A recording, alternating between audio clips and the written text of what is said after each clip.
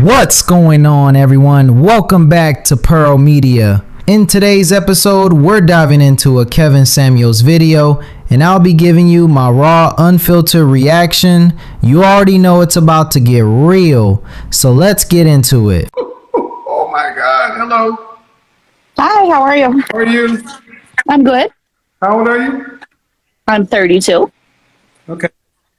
All right, so why do you agree with this boss chick, bad bitch energy thing? Why does it make sense to you? Because we have women out here who can be boss women and wives at the same time. Such as? Myself. Uh-huh. I'll take it for you. You can be boss. What does your husband do? My husband. You're borging out. Pardon? Something's going on with your connection. I got 5 bars over here.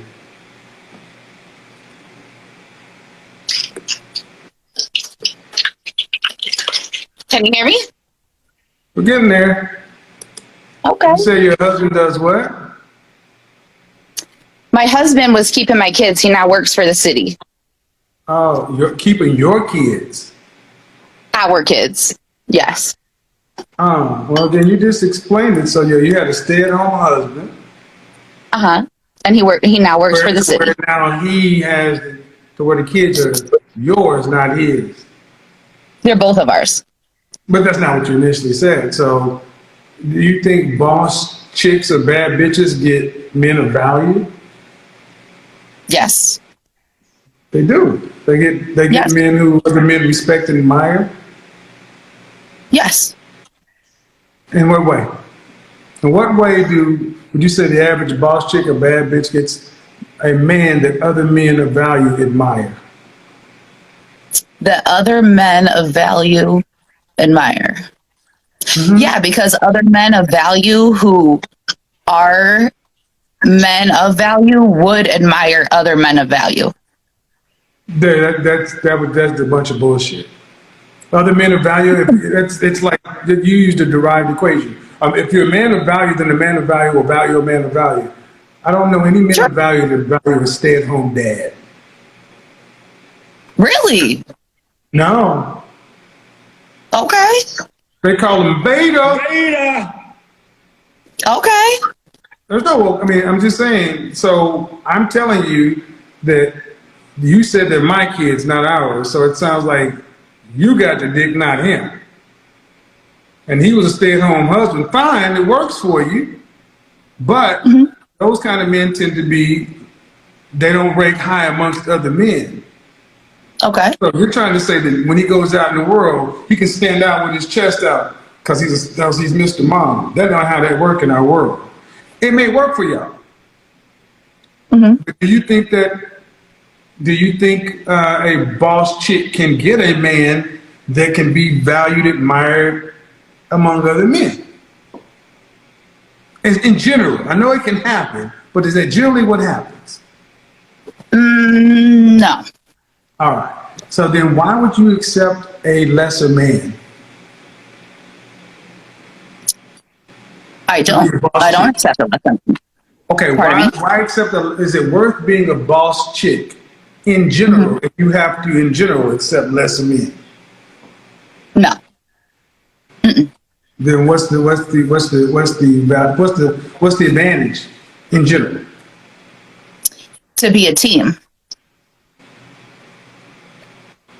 But who's leading? To have a man and a woman. Okay, to be a to team. have a man and a woman working at the same time, making a man and a who's leading?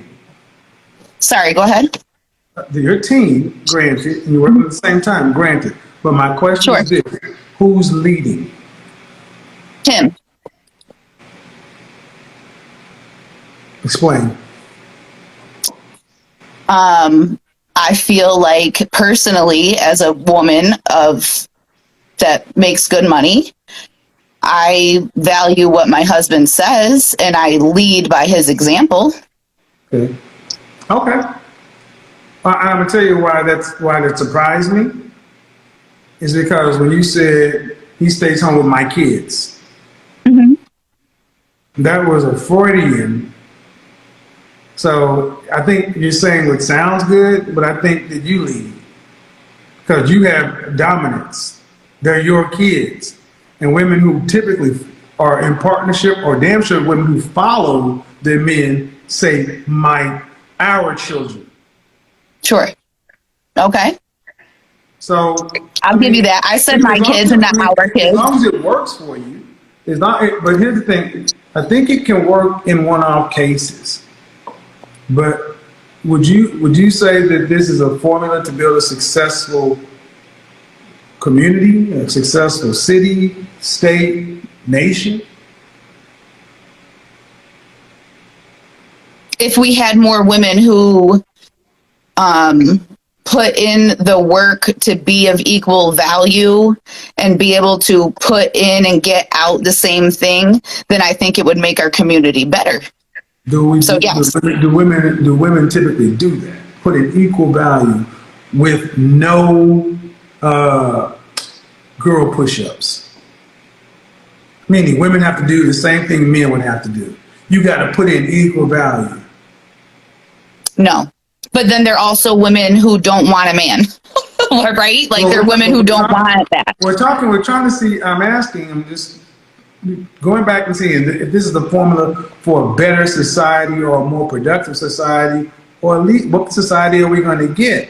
Because to me, it sounds as though the women who are getting the outcomes you're talking about get it because you get to do girl push-ups and you get advantages.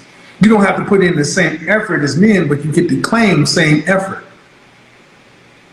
Then these women get with men who are lesser men, but when men have to do the hard work, we get with lesser women, and that's not a problem for us. It's the natural order. See, what you're talking about is a flipped order, and it doesn't build a strong anything.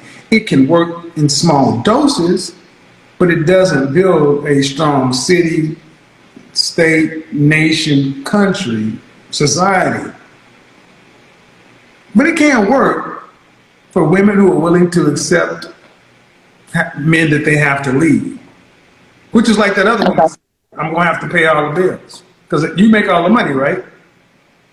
No, we both make money. We both make money. Most of the money. But I mean, I'm responsible for paying the bills, but yes, we both work. When he was staying at home, though, who was making the lion's share of the money? I was the breadwinner, me. I was the man. Well, and I'll be honest, man, it can work. I know I have friends who've done this before, but I'll tell you, the men who I've known whose wives are like high-powered attorneys and things like that, this may not be your situation, but a lot of times these men were out there cheating because they had to feel like men somewhere. And it sounds bad because when we were going to work, we're like, damn, you get to drive this car, that car. This guy was always messing. Anyway. Oh, well, appreciate it, though. Good conversation.